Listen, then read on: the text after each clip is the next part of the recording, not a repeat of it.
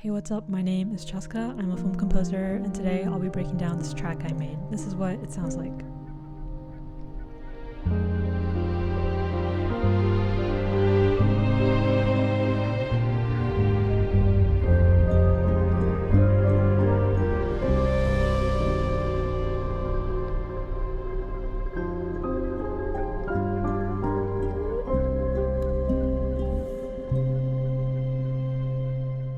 The way that this starts out is with the main melody being stated on clarinet, celeste, and electric bass.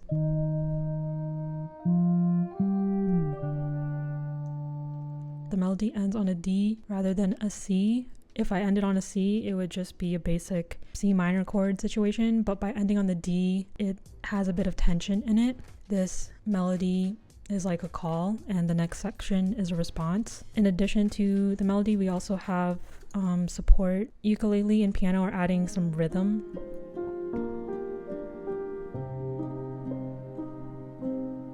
The piano has this arpeggio going. This is something that will be repeated again later. All of these together kind of establish the first part of the track. Moving on to the next section is the string response. The melody was in clarinet, celeste, and electric bass. Now it's in this horn, this viola, and violin 1.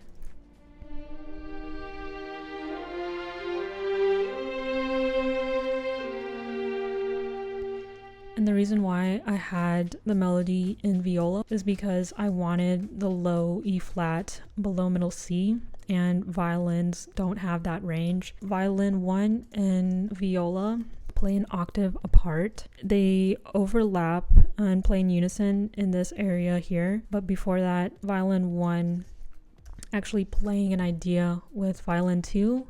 Violin 2 is not doubling the melody at all in this section. It's actually harmonizing, so this is what it sounds like.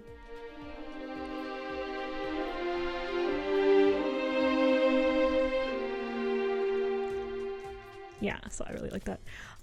There is like this, the cellos are playing just like a basic rising pattern, and then I didn't do double bass with this because I wanted my electric bass to take that role. Altogether the strings sound like this.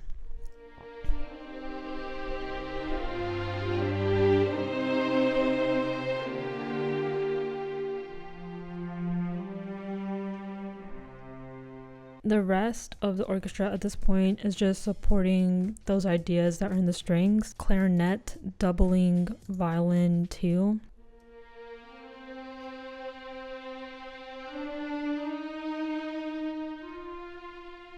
I also have some different but still supporting ideas in flute, oboe, and the bassoon. The wind section altogether sounds like this.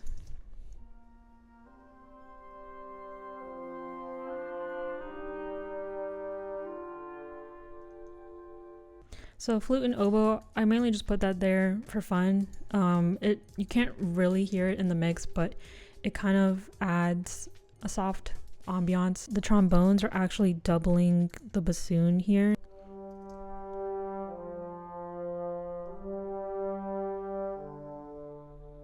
And I actually didn't want this line to be an octave lower because it would interfere with the bass. The bass here is following pretty closely the cello's line.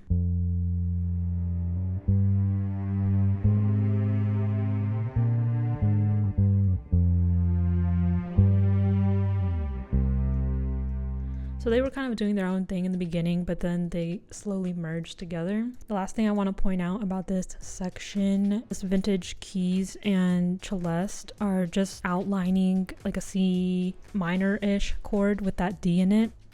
This is what it sounds like. And then I have the glockenspiel doubling part of this piano part. And then as we move on into the next section, this transition area, I have celeste, vintage keys playing part of this piano idea. As we move on into the B section, there is this idea that's repeated twice on the piano. I have this contrasting motion. So I have these lines at the top that are going down, and then I have some lines going up. As we leave this string response area, we have violin 2, flautando texture, and then this flutter coming in.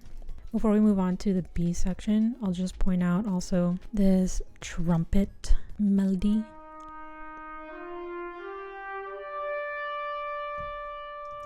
So it's literally the same exact idea from earlier. The trumpet's playing the same exact notes, but the D is up an octave, so instead of so it has like a really like eyebrow raising effect to it, I guess, because it is up an octave. Emotionally, it feels different to me, and I really liked how that sounded. Moving on into the final section, the B section, we have textures I was talking about earlier, and these 3 drone guys. I do a lot of indie films, and drones are like a staple in drama scoring, I think, especially when you don't want to say too much. I just wanted some ambiance there. All that's going on with the flautando and also these guys here, they're just spamming a C. The melody will end on a C. I'm trying to slowly transition to that idea. Like I was talking about earlier, we have this contrasting motion piano idea. I just literally copy pasted it, brought it up an octave. What's happening here, the bass is playing 2 different things.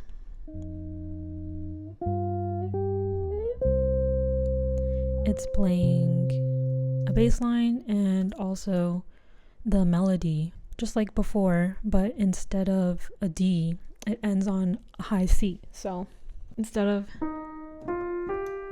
it's playing with this C right here.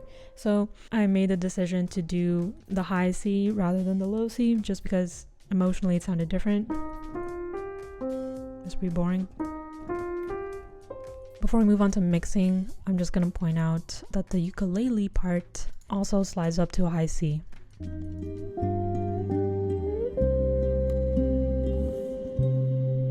Yeah, so this little part right here, that's the high C. Then we have it. I'll play everything together before we jump into the mixing. So we have the main melody, the response on the strings, the trumpet,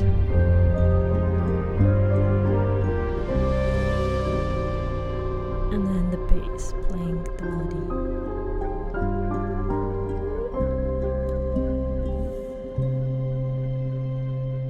Yeah, so I just want to highlight that the melody is being passed around. Let's move on to the mixing. So I'm gonna not go too much into this. For the ukulele, I have 3 tracks because I really wanted a way for it to have more presence. I didn't want to turn up the gain as a way to be like, oh, I want more ukulele. What I ended up doing was recording myself playing 3 times.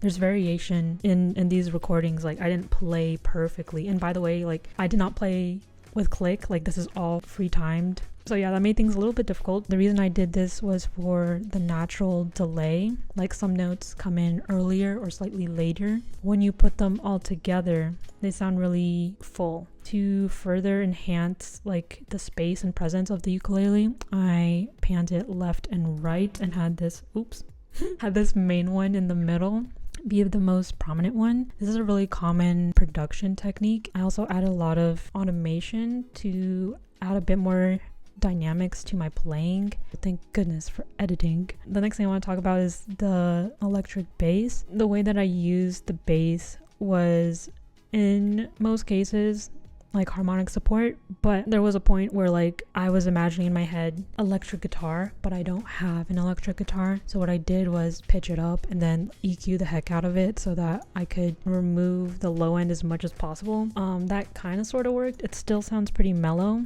Let me play without EQ. And then also my playing's not perfect. There was like this random twangy thing, and then it just sounds so mellow. I really wanted it to stick out. Part of my solution to that was to do additional orchestration for the melody, so that's why I had celeste, that's why I had clarinet, and I felt like clarinet had a similar profile to the bass guitar that I have, but obviously it's a bit brighter and it is a wood instrument. I still EQ'd because I wanted to have more control over the tone. Celeste, I had a spread and tremolo effect to make it like wobbly. The only other thing I want to talk about is like generally mixing. Using gain. Going into this, I was like, okay, the main thing is the strings. Everyone else is just going to support the strings, because I think if you have to compete for attention, it just makes it confusing and hard to listen to. The strings was really the forefront of this area of the mix, and everything else was supporting it. Volume wise, this is a priority. This is probably at the bottom of the list. When you mix all of these things together, it sounds really nice and full. When you remove it, you notice it's not there. So like, let me play the wind, the strings, and the brass, and then just like remove either the winds or the brass.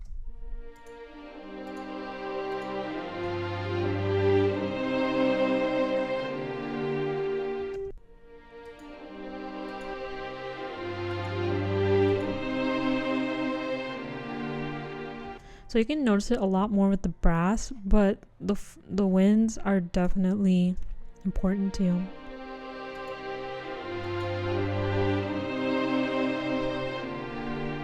Especially the bassoon and the clarinet part. That's pretty much it. What I learned from writing this was ultimately use what you have and get creative. I was really happy with the way the ukulele and the electric bass came out in this piece. I think I learned a lot about what I like in string writing. I think viola playing melody is like gorgeous. This is something I'll definitely keep for the future, especially when I'm working on a film score. Having said that, if you guys enjoyed this video, let me know. Yeah, this was really fun, and I got to learn a lot about my own composing. Like, share, and subscribe. Thank you for watching. Bye.